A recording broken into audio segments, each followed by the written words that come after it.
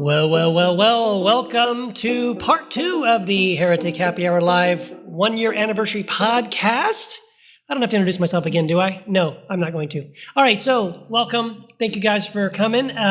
So we now want to open up the floor for questions. We do have Taylor here who will walk around with a microphone. If you have a question, raise your hand, and she'll pass you the microphone.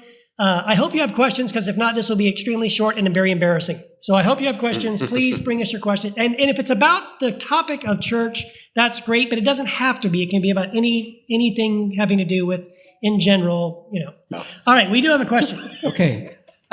Here's a question. Where did Jesus go? Where he went all over. You mean in the ascension? He went all over Israel.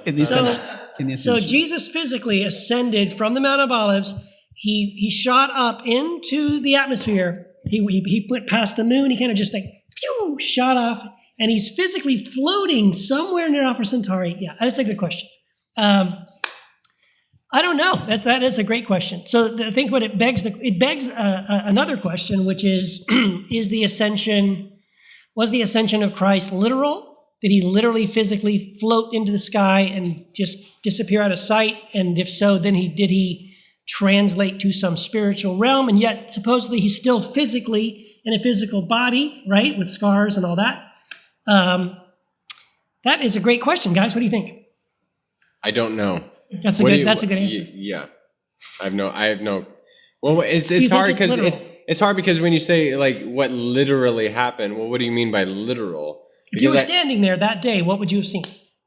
What I've seen? It depends on if I was on mushrooms or not. No, I'm just kidding.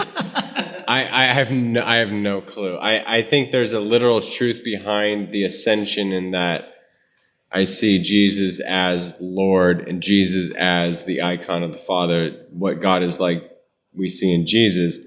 As far as what metaphysically happened to Jesus' body and who I hate to leave the question unanswered, but I have no clue. What do you think? I think I find this to be interesting. On Easter, we only talk about Jesus rising from the dead, but why does he get all the press? Because he wasn't the only one that rose from the dead on Easter, according to the Bible. I'm saying if you use the Bible as your source of information, according to the Bible, Jesus was just one of many others that rose from the dead that day. That's in the Bible, by the way. So many others rose from the dead that day. Wasn't it? I think it was actually at the crucifixion. John says at the crucifixion there was an earthquake and that graves opened up. No, this is actually but on Easter Sunday too. Yeah, it says many came out of the tombs that day. Are you sure? Yeah, 100%. That sounds new to me. Yep, but hey, check that. Someone check that at home. Check it out. It's there. It's in the Bible. You're thinking of The Walking Dead. It's in one of the 4 Gospels. I think it's Matthew. The Gospel of Thomas. I think it's Matthew. And I'm including the Gospel of Thomas. I'm talking about the 4th century Bible. Chapter 3. That was created in the 4th century. I'm talking about that one. That one. Okay. That one, which has only 4 Gospels. I don't know about it. Was whittled down to 4 in the 4th century. So the one that we have now is the 4th century Bible, and it has Matthew, Mark, Luke, and John. And in those Gospels, it talks about Jesus rising from the dead among many other people. There were many others that day that rose from the dead. So he's not the only one that rose from the dead. Jesus is just the firstborn among many others, according to the Bible. But what do you think? Answer his question, because his question was about... Where is he? Where is Jesus? Are you asking where is he right now, or where did he go? You can't answer one, answer the other. That's a great question. Okay, well, that's another... I think a much harder question is your first question, honestly. That is a conundrum. I think, man, what a great question. Gosh, you win the award for the best question. Because I think so much I used to be in apologetics, and Christian apologetics is so centered around the resurrection. There's so much evidence for the resurrection, and we're all into proving that he physically rose from the dead. But I have never heard an apologist explain where the physical body of Jesus went and where is the physical body of Jesus right now. If it physically left Earth, launched into the sky, and went up into space, and where is that physical body at this moment? Was not here. Let's say that. Yeah, It's not here. I don't know the answer to that question. I think the question is great, because what it does is then it causes It causes us to ask another question, which is the ascension account intended to be completely a physical description of a physical event, or is there a spiritual element of it, metaphorically, spiritually, that it's intending to convey another truth that we have assumed is literal, physical, that may only be intending to communicate something that is metaphorical or spiritual? And again, my answer would be, I don't know. By the way, thank you, Jared, for this. The scripture verse comes from Matthew 27:52, and it says, "And the tombs were opened, and many bodies of the saints who had fallen asleep arose, having come forth out of the tombs after his rising. They went into the holy city and appeared to many." And so this was after Jesus rose from the dead, according to this writer of this. So this is what threw me off, because it's telling you this as it's telling you what happened after the crucifixion. Right. So kind of like it does mention that it's after his resurrection that they showed themselves. So many people opened Got it. the tombs open and they appeared. You know, I think the psychological. A lot of times people don't like to think that Jesus isn't here because we are looking for Jesus. And what I mean by that is we're looking for the physical man Jesus who lived 2,000 years ago. We are looking for him to like show up. And he's not here, and that's discomforting to us psychologically. And I think that's why we don't like emphasize that he's not actually here. But it's good that he's not here. It's actually a good thing that he's not here. Isn't that what he says? He said Yeah, I it's think he better- actually said that. He said it's better for you if I go away. Yeah, it's good. That's right. So Jesus isn't here. I don't actually emphasize. In my personal life, I don't really focus on Jesus. Because you don't love him. No, it's not. No, You don't believe in no, Jesus. but it's because You you're don't here. believe in Jesus. It's because we're all You're a here. heretic. We're here. We're here. I'm here. You're here. Why do we need Jesus? Whoa. No heresy button? Heresy? Anybody? Why do, no, it's a legitimate. Come on, It's a people. legitimate question. It's a legitimate question. Why would Jesus say it's better if I go if it wasn't better that he went? That's right. So if it's better if it's better if he goes, then it means there is something transcendent. Jesus came to reveal the Christ, and that Christ is now revealed through us. And it's just as good as if Jesus is here right now, because Jesus came to reveal the Christ, and guess where Christ is? In every one of us. Right. Christ in you, So- the hope of glory. Yeah, so Right. that is the essence. So why are you focused on a guy who lived 2,000 years ago who is not here? He's not here. Hello, he's not here. But you would say, Yeah. I think I'm saying this correctly, you correct me, but I think you would say that Jesus isn't here, but Christ is here. Totally. And Christ is in you and in me. If you see me, you've seen the Christ. That's right. If you've seen you, you've seen the Christ. Just look in the mirror. But Jesus, thank you for what you did 2,000 years ago. We needed that, and now we're here. Yeah, and the difference is this is where you and I are off a little bit, because like I equate Jesus with the Christ, and you see Christ and Jesus as separate ideas. No. I see Christ as transcendent. Right. I wouldn't say Christ and Jesus are. I You would wouldn't say Christ is isn't Jesus. only Jesus. Right. Jesus. Yes. Christ isn't Jesus' last name, Yes, of course not. which is not actually known by a lot of people. Many people think that's his last name. Jesus Christ, the same person. No, Jesus is the manifestation, the revelation of Christ, but no more or less than you or I. Yes. Christ I would is in disagree. it. See, No, it's not heresy. My gosh. Come on, people. But I like the second question, because I think the second question, like where is Jesus now? It's funny because when I ask that, if I ask an adult that question, if I say where is God now or where is Christ now, the most of the time, 90% of the time, an adult will answer that question by saying, he'll point up to the sky. God is up there. Jesus is up there. But if you ask a child, where is Jesus?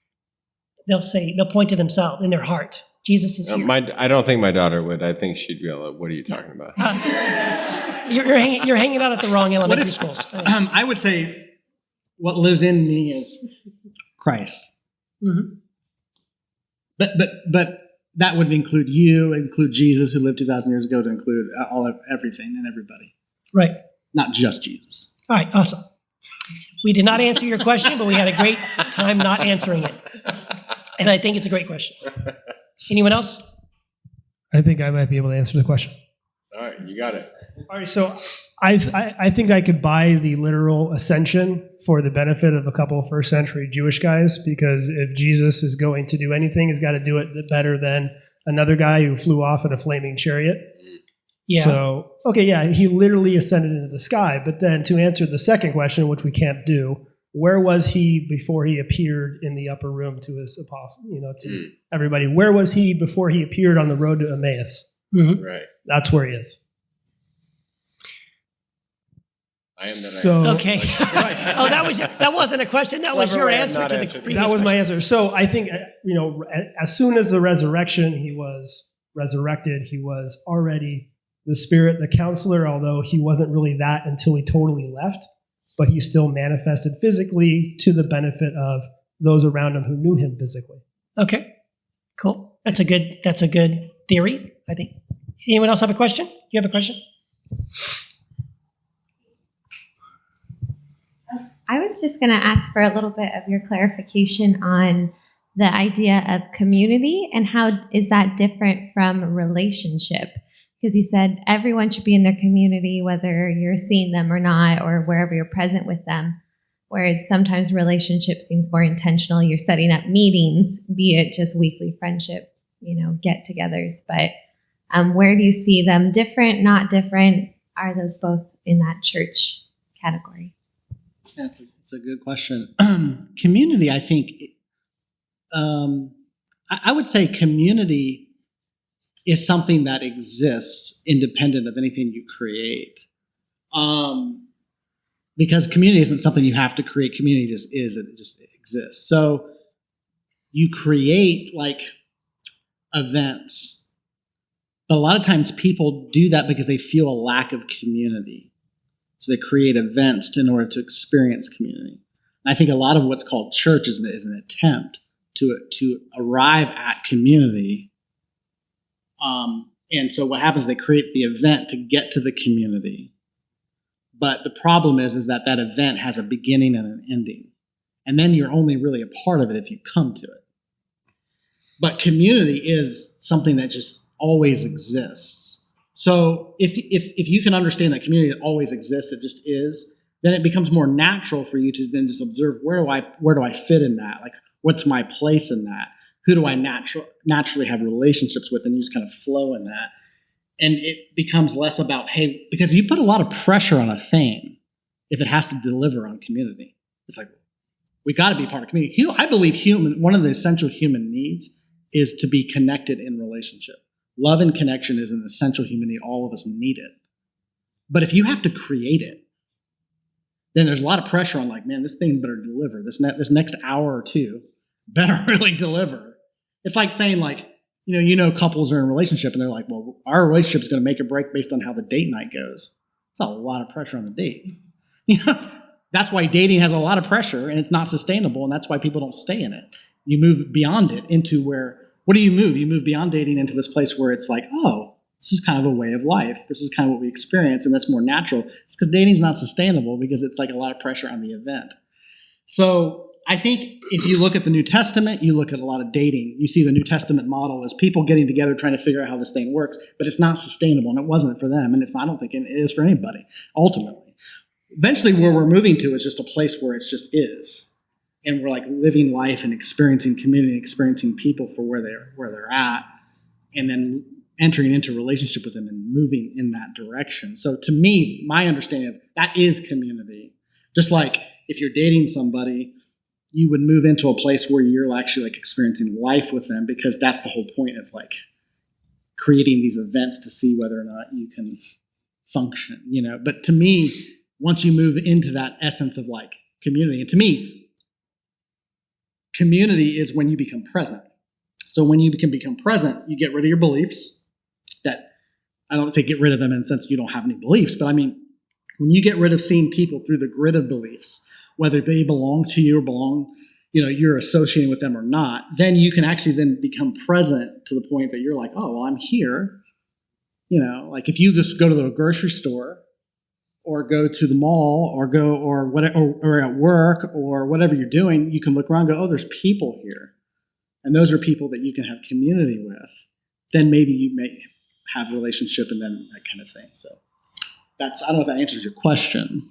I take issue a little bit with the idea of community, because in terms of studying, I've done a lot of studying of cultural anthropology, mimetic theory, French anthropologist named René Girard studying the way in which we form our communities. Often we form our communities at the expense of someone else, at the expense of another, a surrogate victim, a scapegoat, someone we can all agree that like when we killed bin Laden, we all sung, God bless America in the streets, Democrats, Republicans, whatever. We all came around as a community at the expense of another.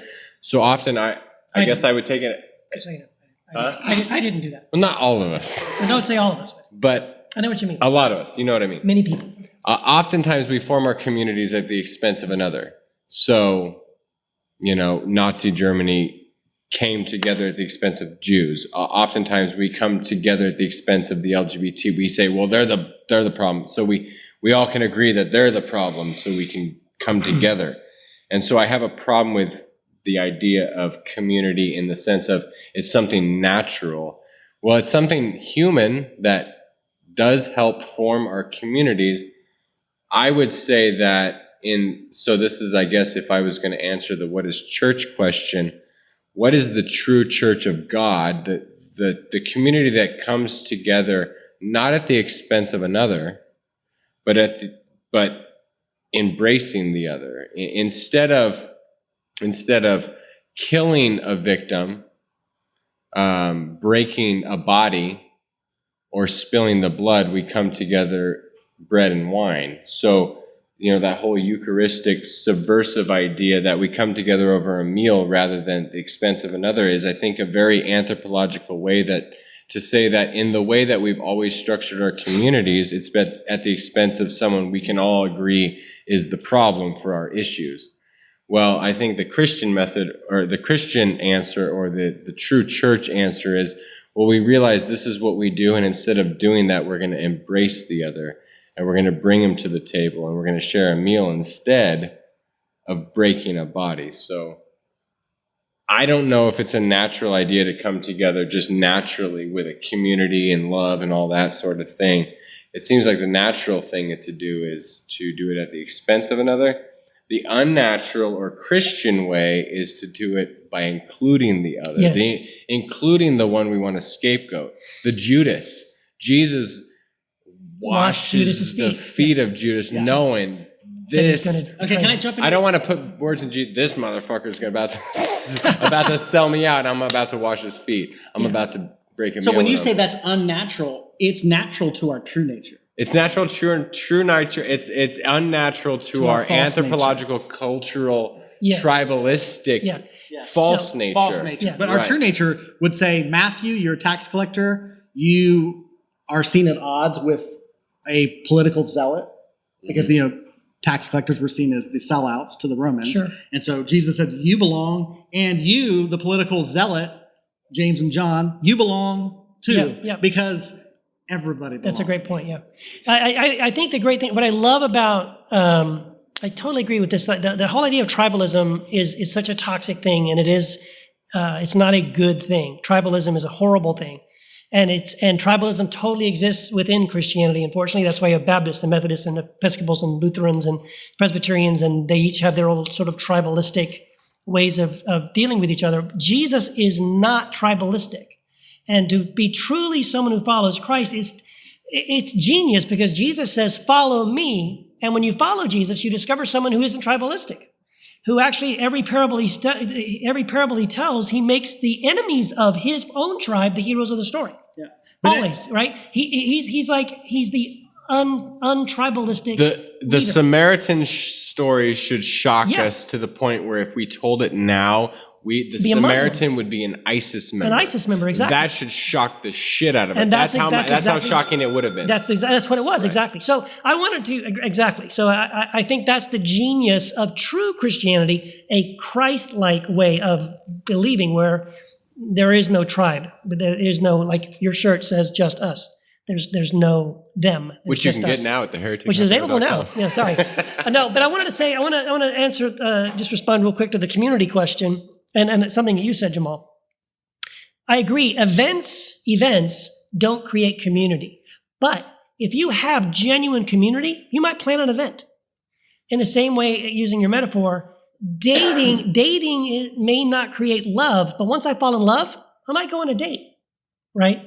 And so I might just have want to say that, gatherings. right? Exactly, but it would be a natural thing. So just having an event or just saying let's have a gathering doesn't create community. But if you genuinely have the community, then of course you're going to hang out. Yeah. Right. Oh, of course. It's natural. It's Yeah. just like kids have friends and they get course. together and hang out. Yeah. So there. I think when Jesus says, follow me, that's a little hard to do right now because he's not here. It's always been hard though. It's not I don't mean it's hard easy. like Following is easy, it's a breeze. because it's like a challenging. I don't mean that. I mean like it's impossible is what I'm saying. It's impossible to follow Jesus because he's actually not here. But we have an account of the things he taught and said and did. So when Jesus says could we follow that? Yeah, when Jesus says follow me, he's saying I'm providing the ultimate example for you. So the example is he referred to himself as the child of mankind. That was his term, son of man. Son of man. So he's saying, look, I have no allegiances other than to humanity. Child of humanity, son of mankind, a human. His favorite term for himself was human, child of mankind. So it's an improper thing to say that Jesus, by saying follow me, he's creating a subset of people that follow him. And now that's a subset. It's actually a fundamental misunderstanding of the whole purpose, which is to say that there is no subset. We're all human and we all belong. And we should follow that example that we all belong. So it's not another set. It's not another thing. It's not another organization. It's not another tribe. It's not another label. It's not another religion. It's just human. So there are people who would identify with being human and follow and include everybody into that. And then, I mean, that's what Jesus was doing. Even when he called the 12, it wasn't like they were a part of this clique because they somehow chose to believe certain things about Jesus. I mean, that may have enabled them to walk in this little circle and be in the campfire at night. But I believe that he was providing an example and saying, look, see how all these people from all these different places in human culture and society belong? That's the way it is in the world. Yeah. And this is the example I want you to all live by. Yeah. You know. I agree with Jamal. Everyone take a drink. Any other questions? Anyone else have Sean? Gentlemen, my relationship with church has been very much of a roller coaster ride. And Matt, I know the struggle you've gone through with like not wanting anything to do with church and like that. And I was there, still kind of in there, bouncing back and forth. But for me, church was somewhere that I can go to kind of like work out my own faith, my own deconstruction and things like that. And that's the value that I found in like potential church. And I found it in podcasts and I found it with friends. I found it at the bar with, go and hang out with friends and talk, work out, our own faith, but not in an organized church setting. And I guess my question is for each of you, do you guys have a place that outside of like a church walls or organization, where do you prefer to work out your faith questions and doubts and all that kind of stuff? Well, like I said, I meet with my friend who's his dad's a philosopher for 30 years and wrote books and taught philosophy. I do that once a week over a bonfire. I have some friends that I hang out with and we talk about movies or certain videos we've watched. The safest place I feel to work out my faith is with my wife because her and I, it's not like we disagree. It's just she's way more agnostic than I am because she's in a different process than I was. We both grew up in a very fundamentalist church and have been working through that for years. And like our relationship, we understand, does not hinge in any way on what we believe. I mean, in some way, and what we believe. Like if she was like, I need to spank my kid every time she's wrong, like, okay, this is a problem. We need to work through it. But so in some way there's beliefs, but but not doctrinal beliefs, more like beliefs on how best to love. But there's still grace for that when we disagree. So those are the places I've found the most commiseration, if that's the right word. But it's difficult because my wife and I both came from a background where to question something is actually to condemn yourself to, I guess, burning forever, which is a pretty bad destination. So it's, it's a very small, select group of people with which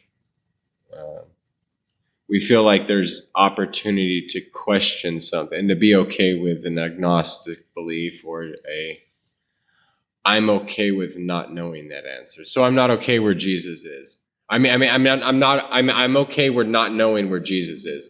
I'm okay with not knowing what the church is. I'm personally okay with, I have no clue what an angel is. I've never worked that out. I can deconstruct demonology and Satanology, and I could talk about Satan for a whole episode or two, but I have no idea what an angel, I have no idea what that is. So, living in that, so there's this small select group of people who are also okay with you not knowing. Yep. And it's been like a couple friends that we hang out with on Friday night, my friend Mike, who's a Buddhist, and my wife. Guys.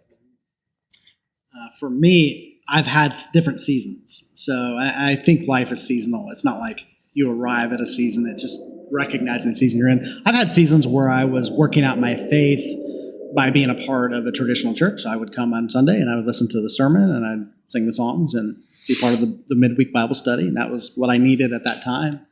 And that was good. And that's been a season for me. And then I moved out of that season and to a season where I was creating that. So I've been a pastor. I started church, and we created that environment for people. And that was a season. And then I got to a season where I started to see through that and didn't believe in that. And then I deconstructed from that. And I was a part of a season where there were people who met in homes because they didn't believe in that as well. And that was the season for me. Right now, where I would say I am, and I feel really good and comfortable about is I feel comfortable about, to me, seeing the divine or seeing God or experiencing God in just life.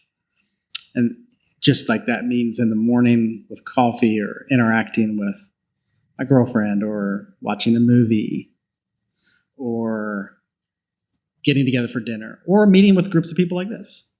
Like whatever I find myself in, enjoying that and being a part of that and and just seeing that as it's all part of the divine's way of expressing God and me experiencing and living that and just enjoying that and being there and not seeing as I'm missing something. I'm not a part of something. I used to believe I wasn't a part of something. And that was my drive. I had such a drive to create something that I could be a part of or to join something I could be a part of. Because if I didn't, I was not okay.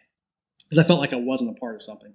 So now that I realize, no, I'm a part of everything. I already belong. Community is, then I can just go, life then becomes meaningful in everything. So that's where I'm at right now. There might be a season though where I'm oh yeah, this is nice to come and be a part of a more regular thing. I'm not opposed to that, but you're going to start a house church in a couple of years, right? Is that what you're saying? I don't think it's not right now.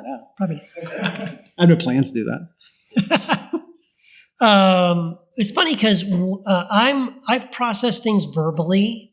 I do a lot of reading. So I'm always, because I'm a writer and I write books, we all write books, but I'm almost always reading something that is eventually it's research that's going to play into the next book I'm thinking about writing. And quite often the things I'm reading are challenging my ideas and stretching my assumptions and stuff. And I used to wonder why Wendy and I, every time I would have an epiphany, I'd turn the corner on something and go, oh my gosh, I can't believe this, And I would turn the corner and Wendy would be like, well, yeah. And after a while, I'd be like, has she always been there and she's waiting for me to catch up to her?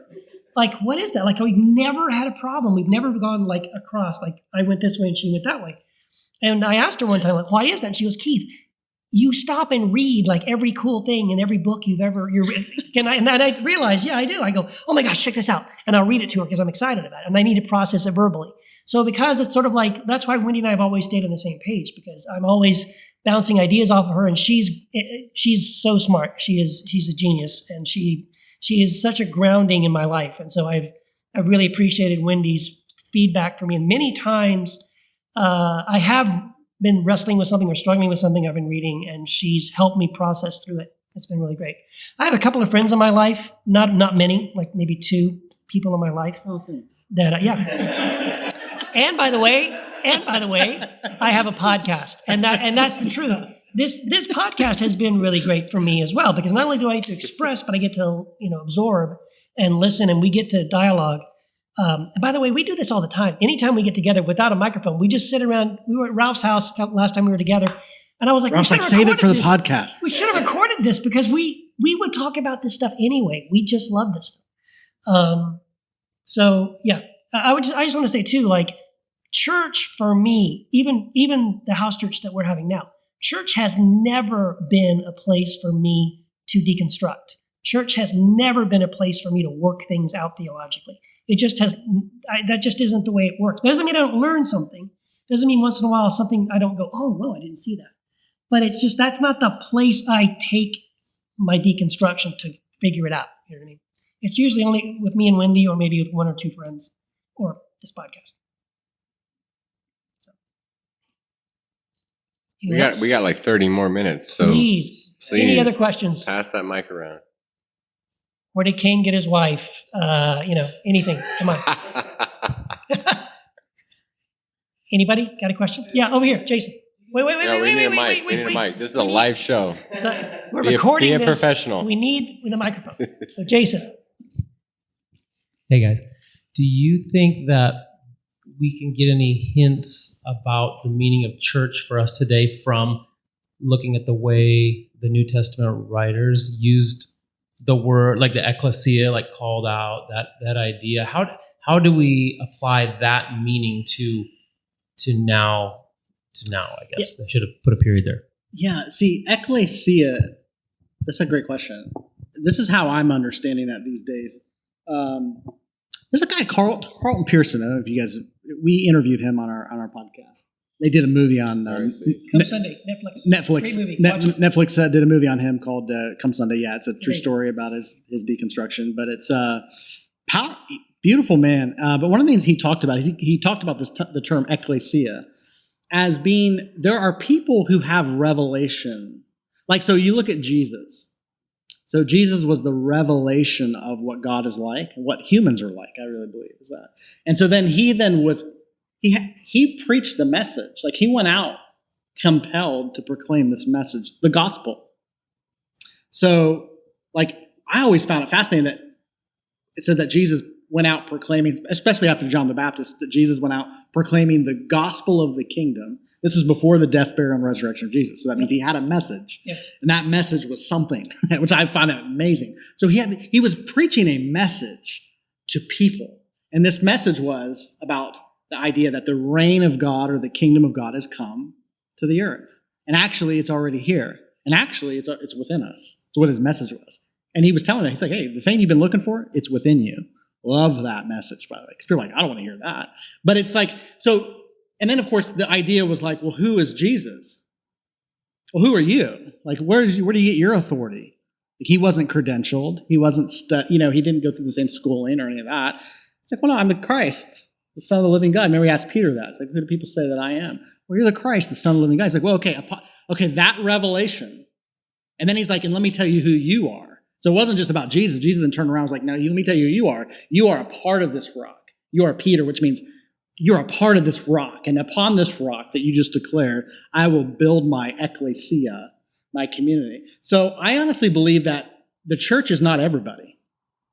I don't mean community, by the way, when I say that. So that's why I think we need to distinguish between what we mean with church and community. Community is for everybody. Everyone belongs. The ecclesia, and Carlton Pearson brought this out in our interview, there are certain people who feel compelled to bring this message to the world. And I think that's the church. These are the people that are part of this assembly of called out people to belong, to say, I want to liberate humanity. They see it as their mission to liberate people from these beliefs of God is not with you. Because the word Jesus, remember his name was Emmanuel, which means God is with us. So he literally embodied this message of God is with you. And he's taking that message to the world. And then he had people who also were called to be a part of that and to launch that. That's a unique calling and mission. And I don't think that's everyone's mission on the earth. I don't think everyone's here to do that. But the people who are here to do that, I would say is part of the ecclesia, which I would call church. But I don't mean community by that. And so you could have people who are, I think Martin Luther King Jr., I think Gandhi was a part of that. You don't have to be Christian to be part of this ecclesia of people. That's what I loved about Carlton Pearson's interview with us. It doesn't have to be about Jesus, by the way. Anybody can have this message that you belong, that you're included, that you are enough. This is the message that Jesus preached to the world. Jesus preached this message. God is with you. That you're loved, that you're included, all these things. If you look at all the parables, there's a common theme. And then also he was slamming the religious folks that would see the world through us and them labels too. But, there are people doing that work today that aren't Christians. I would say they're much part of the ecclesia. So that's just my understanding of the church, yeah. So. I think I agree with Jamal. I would add there's this term, kenosis, that we get from Philippians 2:5-11, where Jesus empties himself. And so I think when we live in a life oriented towards emptying ourselves, killing our ego for the sake of others, for loving others, that's when we're living this true free life.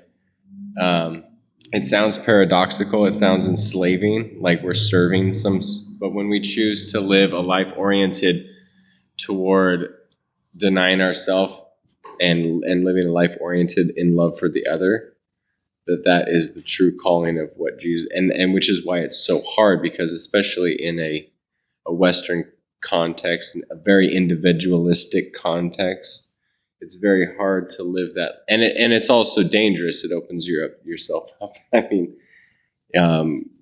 For people to take advantage of you in that sort of way, like this whole idea that if we think of the power of God. Well, how do we think of the power of God? Well, typically we think of these grandiose terms, but if we think of the power of God as like Isaiah 53, where the suffering servant is the one who shuts the mouths of the nations, how can someone who suffers for the benefit of others be the one who is given this power? It's this whole reversal. So the ones who are called out, I think, to answer the question of our last episode, what is the church? Those who are called to serve others. It's a very difficult task. It's, picking up your cross daily. It's living a life that is oriented toward the benefit of others. Yes. It's a very radical task. It's not one that I want to live every day. Right? It's to deny yourself, it's very difficult. So I've got a slightly different, well, maybe not. Maybe you guys would agree with some of this. What I see when I look at the New Testament and we talk about the apostle just means sent ones. So people were sent out with this good news of the kingdom. The good news of the kingdom is you can enter the kingdom of God right this second. The kingdom of God is within you. It's close enough to touch. You can access it. You can live in the reality of the rule and reign of God in your life this very second. You can experience the indwelling power of Christ right now. You don't have to wait till you die. And so what I see is that when that message goes out spontaneously, people go, "Whoa, this is freaking awesome!" And then the more people, then they want to tell other people about it. And then now I got 10, 20 people in my community, very, very community village. I'm talking people who live in proximity to one another. They're all excited about this. This is amazing. And they just want to get together and experience it and talk about it and share it with one another. And I feel that that what is described in the New Testament, I don't mean it. I think to answer, I think your question is so can we see something in the New Testament, the idea of ecclesia, and that's something that can benefit us today? The key thing, the takeaway to me is that it's meant to be done with other people. It's not a Lone Ranger thing. It's not you by yourself all alone, you and God. In everything, all of the language is we need each other to do this, right? We're not alone. We need each other. The metaphor of the body is this idea that the lungs need the liver, need the kidneys, need the heart, need the brain, need the intestines, need the nervous system. The thing doesn't work without each other. Everyone's included. Everyone is necessary. You have something we all need. And even the spiritual gifts, right? The beautiful thing that Paul describes in 1 Corinthians 12 is he says, the Spirit of God gives gifts to each one just as he determines, but the gift isn't for you. If God gives you a gift of teaching, it's not to build you up. Look at me, I'm the teacher. It's because when you get together with your community, with your friends, with your other people in your community who are excited about this excitement of this good news of the kingdom, when you guys get together, God gives you a gift of teaching because when you get together, this guy goes, there's something I don't understand. Could you explain this to me? And then God gives you a gift of teaching to help him understand something, right? And then someone else comes to the gathering and they're discouraged, man. They're down. They don't know what to do. God gives this other person the gift of encouragement so that this person can encourage the person who needs encouragement. All of the spiritual gifts are intended to be this symbiotic thing. God could just download, you don't understand something? Information. You need encouragement? Encouragement. But he doesn't. He gives what you need to her. He gives what you need to him. And it's so that we understand that we need one another to make this work. And it has to be something where it includes then an others-focused gathering. I'm coming to bless you. I'm coming to be a servant to you. I'm esteeming others as greater than me. They're more important than myself, right? That idea of coming underneath people to serve them, to wash their feet, to bless them. Whatever I've got that can be a blessing to you, it's yours, right? Whatever gift, whatever talent, whatever ability, whatever thing God just popped in my brain right now, I don't know where that came from. I think this word is for you. Boom, that was a blessing to you, right? But that to me is what, if we can take away something from the New Testament, it's that piece. That it's meant to be the symbiotic sharing thing where it's for one another.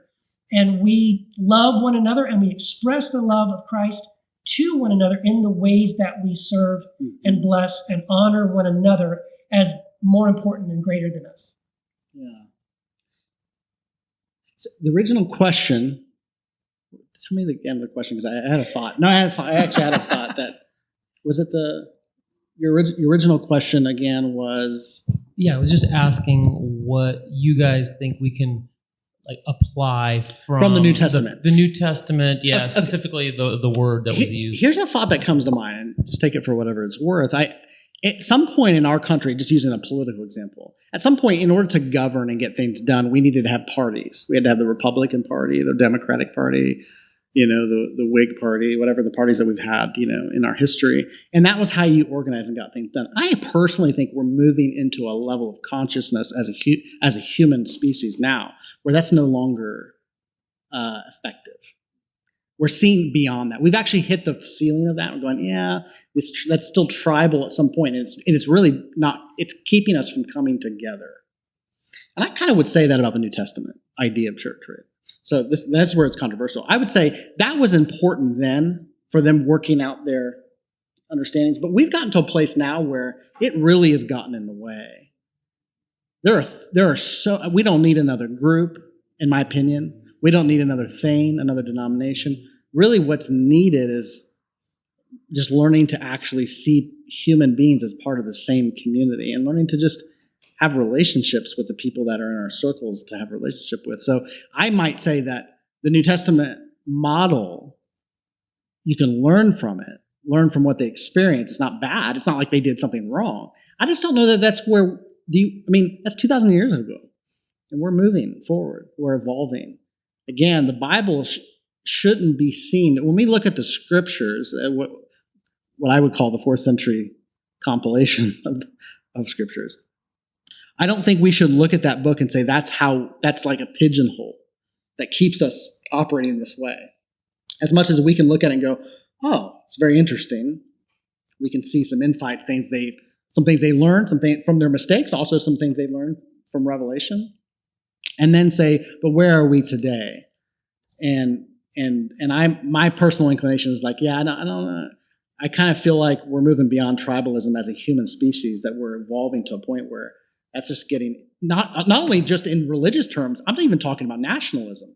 We're having debates now about what constitutes a nation, what are our borders, who belongs here. These are all, to me, it's all spiritual. Everything's spiritual. But even those conversations we're having is about, we're all having the same conversation. We're moving in a direction. Isn't that the gospel message in the New Testament? Is that what you're saying? Like those things are now null and void? In Christ, there is no Division. Jew or Gentile, slave or free, male or female. This is the idea. Yeah. Right. But we're practically moving. But isn't that the right idea that we can then apply in the 21st century and say, sure, there is no gay or straight, Yeah. there is no cis hetero, and there's no Christian or Muslim or those divisions don't matter in the true church. For those who are a part of the ecclesia, those divisions, there's no Jew and Christian, there's no Muslim and Christian. There are those who love and those who maybe have yet to learn to, but not necessarily any sort of sexual or gender or creedal or none of those divisions. Yeah. I think that only works if we understand the meaning of what Christ is. Because when we say in Christ, well, people use that.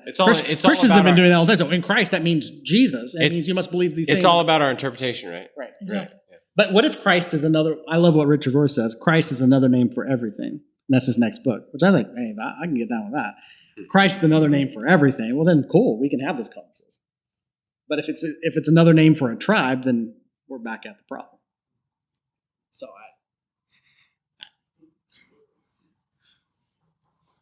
certainly we have one or two more questions. At least one or two more questions would be awesome.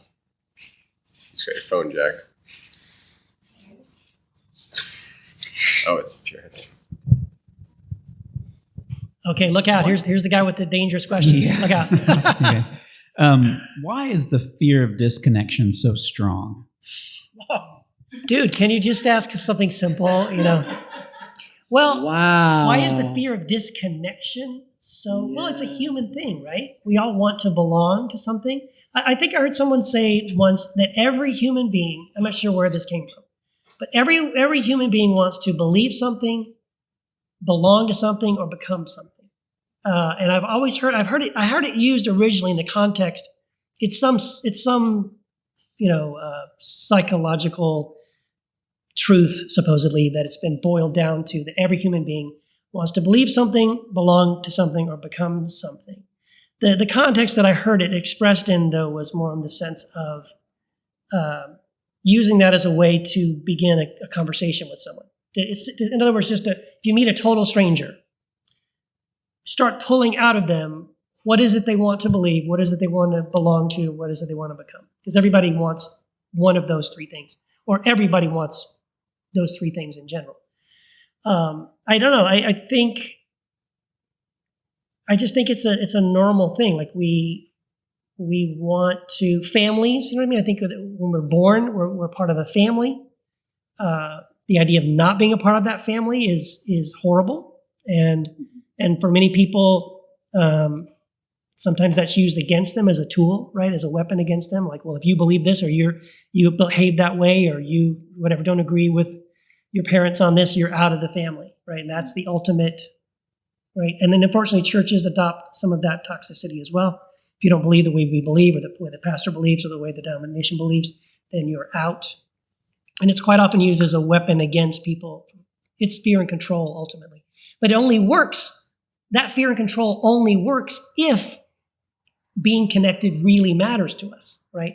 If it has to matter enough, it has to be something so valuable that I'm willing to put up with the crap that I would have to go through just to stay connected to this thing, even though in some ways maybe the thing that I'm connected to might be toxic or might be bad for me, right?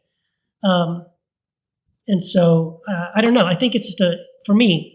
You guys can see what you think, but to me, I think it's just a human thing, and unfortunately, it's something that people use as a weapon against people to control them and stuff like that. So I don't know. What do you guys think? Can you ask the question one more time? why is the fear of disconnection so strong? God, that's a great question. I think built into our human DNA is this this ability to imitate each other in such a way where we think of ourselves as individuals, but when it gets down to it, we're all just a bunch of imitative creatures who learn how to imitate from the time we're born. Some anthropologists or psychologists suggest before we're born, we're already imitating. Mimetic. It's very mimetic. Yeah. It's just a part of our DNA to attach our identity to the other without knowing that we are. We think of ourselves, especially here in the United States, of these autonomous individuals, but when you get down to it, we're all just imitating each other. Mm-hmm. So we're already connected to each other without realizing that we are. And it's just such a human thing to, when we feel disconnected from each other because we've been imitating one another for so long, we get into this existential crisis. Who am I? Like, what's the point of all this? Am I completely stripped bare? Yeah. So it's just, I think it's, people ask me, was it bad that we imitate each other? And so it's not bad or good. It could be good or it could be bad. It's very human to imitate each other. It's not a good or bad thing. And so when we feel disconnected from people, we feel stripped of our humanity. I mean, it's just a part of our DNA. I mean, I don't know if it's an evolutionary thing. It's a psychological thing. It's definitely an anthropological or sociological thing. I'm sure some psychologists Meltzoff and more would suggest it's built into the fabric of our psychology. And I'm not a psychologist, so I wouldn't be able to expand on it any more than that from a scientific standpoint, but built into the fabric of our DNA is imitating one another. It's very sobering reality, but at the same time, seems to be the truth. Yeah, it's also interesting too, because in psychology, there's classifications for people who do not feel the need to be connected to other people who are like hermits, or people who are, such incredible narcissists that, all they care about is themselves. So those people are Let's mentally, not get too political. No, I'm just kidding. But I'm saying, though, those people are mentally ill, right? We classify those people as there's something broken. They're really, what's wrong with them? They don't care about what other people think. They don't want to be a part of this, thing. They don't participate in this human thing of wanting to be connected with everybody else and wanting to participate in society and do what everybody else does. And someone who's deviant from that is just sort of like, whoa, there's something wrong with you, right? We don't even know what to do with you, because all of a sudden you don't seem to care about the thing that everybody cares about, right? Right. We call it sociopathy. Yes. Yeah, I would say the natural desire that all people have is to belong and to be connected. And that's because that is a mirror reflection of God. And we're created as mirror beings of God. So everything belongs because that's reality. So when there's a suggestion that you may not belong, it's an assault against your very being of who you are. So, and then there's messages. We are all born and we'll receive these messages. You're not pretty enough. You're not smart enough. You're not whatever it is, that all these messages can compile. And then that fear grows. Like, you're not successful enough. You're not accomplished enough, all these things. So then we begin, and that means if we're not any of those things, then we don't belong. So we're working really hard, but really what we want to feel is that we belong, that we measure up, that we're enough, that we're included. That's what we want, because that, to me, reflects what God is. God is belonging. God is all. God is everything. God is being itself, consciousness itself. So that's what we were created to feel and to be connected to. So that's why people are afraid of that, not feeling that, because there's been a suggestion that we're not these things, but that's. I think this is where like Trinitarian theology actually makes sense. Like if you just, when I grew up in the church, like explaining the Trinity was just mind-boggling. I couldn't do it.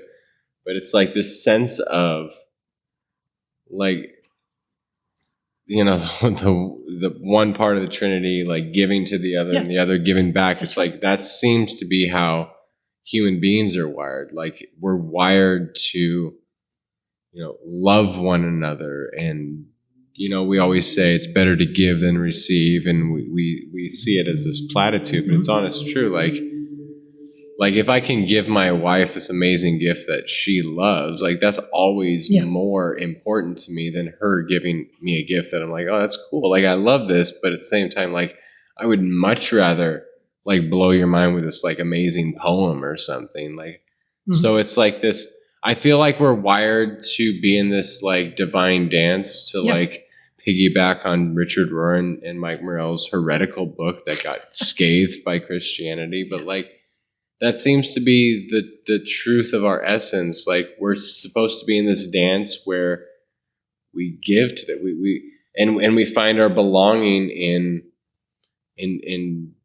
doing things for others and loving others and the ones we love, when they love us back and they in this flow, as Jamal might say, like that's where I feel like we find our true essence. And in the West, we think like if we get the more things and we get all this and that, and we're selfish, we're going to be happy. I was talking to one person who said, and I don't want to be political, but someone said, well, Trump must be very, very secure because he had a lot of things. And I'm like, honestly, that seems like the most insecure man that I've ever seen. Like, and that's not to say he's a terrible person. I think he does terrible things. I honestly believe that, but it seems like more of an insecure person who doesn't feel whole. And so that's how we then act. We act narcissistically, and we think that if we get more and more and more things, we're going to be happy. But it's actually when we give ourselves away that ideally when others in our lives do the same, like we're in this flow of being truly human. That's where I feel like we find our true humanity. Yeah, I think that is the beautiful thing about the idea of the Trinity, and just the idea of God being a self-giving God, a God who, like in Philippians 2, right? It says that Jesus didn't consider equality with God something to be grasped, but humbled himself and became nothing, became a servant. And this is who God is. And the weird thing is that we get this idea. We don't have that idea of God. Like typically, we think there's even a verse in Acts where it talks about I think it's Pilate, where he stands up in front of the people and he's got this shiny breastplate and it's gleaming in the sun, and people are like, he looks like a god. And what they mean is, oh, he's powerful and he's up there and he's far away from us and he's got this great power over. He's the ruler of this great empire and he's like a god. But that is nothing like God. What Jesus shows us is this idea of God who's like a baby in the straw, who's a humble servant who's washing the feet. Isaiah 53, the servant that's what God looks like. And it's like, it's so upside down.